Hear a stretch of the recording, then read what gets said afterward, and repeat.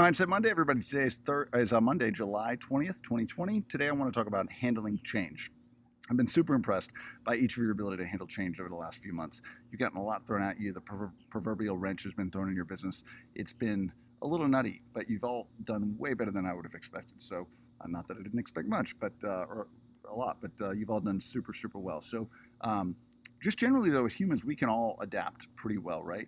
For a certain amount of time, we get enough adrenaline, we get enough kind of camaraderie around it, and we can get positive and adapt through those changes. However, there's a difference between those who really thrive through change and those who just kind of manage through it, or their fire putters out before we fully get through it. And so what separates those who thrive despite change ultimately has to do with them being able to face the inevitable struggles and recognize them and challenge them head on.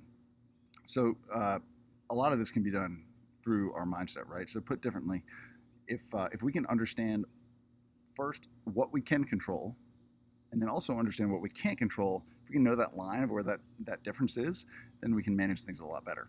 So I want to give you 5 tips for navigating change and coming out on top, ultimately ahead of your peers and maybe even ahead of where you thought you'd be. Number 1, talk about the problems and not the feelings. There's a myth that we can work through our anger, our fear, our frustrations by talking about them frequently to everybody around us, right?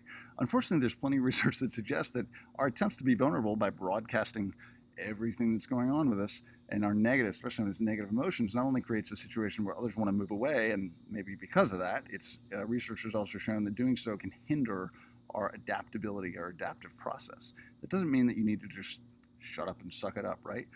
Your reaction to stress, it has a huge impact on your health. A lot of times your reaction to stress has a bigger impact to your health than the actual stress itself. Think about it. How many times have you dreaded something for hours or days or even weeks? Maybe it's a phone call or a test or a meeting, but then you get through it and you're like, that wasn't so bad, right? What was the actual stressor, the meeting, the phone call, right? And then how big was everything else that you built up to it? If you find yourself in this situation, I want you to ask yourself a question. What is my stress trying to help me accomplish, right? What is my stress trying to help me accomplish? Stress is a natural human response, but when we understand it and when we understand what it's trying to help us accomplish, we can harness it for good. Number 2, focus on your values instead of your fears. Take a step back from putting out fires. Take a step back from focusing on just the urgent, and remember deep inside of you what is most important, right? Is it your friends? Is it your family? What are your convictions? Go back to that map that we talked about a few weeks ago. If you can keep your headlights on your goals and use your convictions to get there, the problems that we run across, they don't seem so big. One way to accomplish this, just from a practical standpoint, is by journaling. If you don't do any journaling, I challenge you to try it.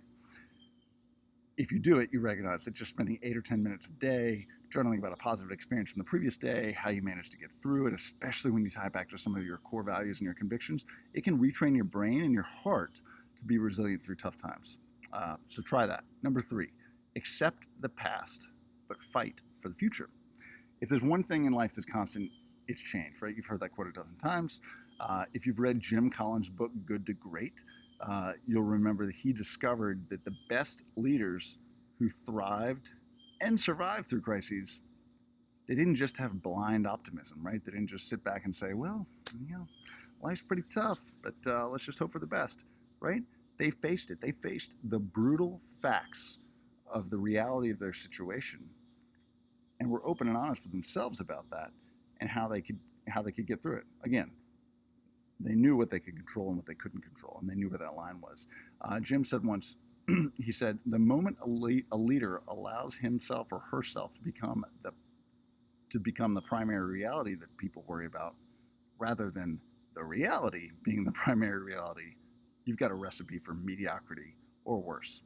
So you're all leaders in your own businesses, right? While leadership is about vision, what our clients want for us is to be honest and upfront with them.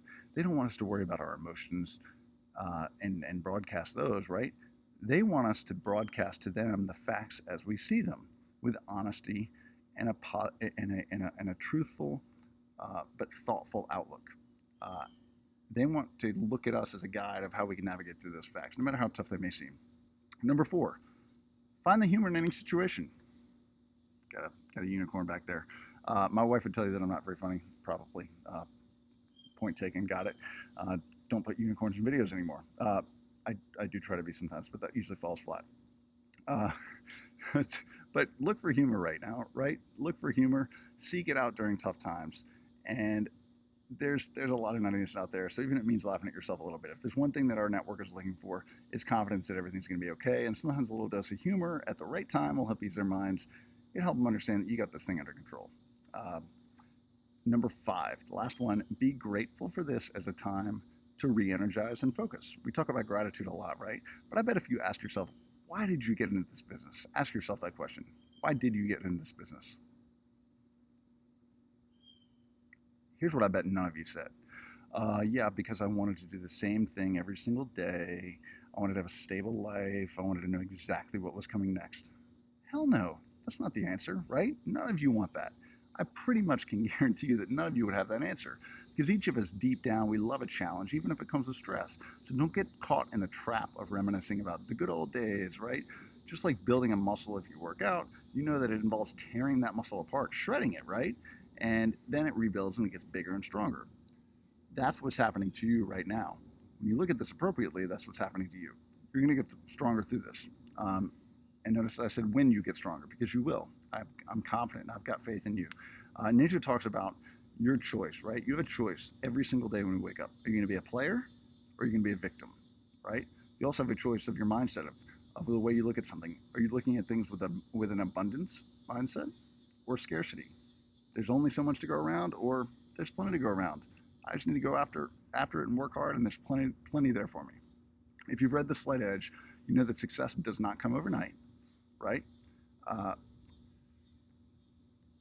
and positive change is hard to see. It's super hard to see in an hour or a day or a week. Sometimes it's even hard to see in a month, right? If you're doing those little things consistently over time, it's not noticeable until you look back 6 months, a year from now, and then you're like, wow, man, look at how well I've done.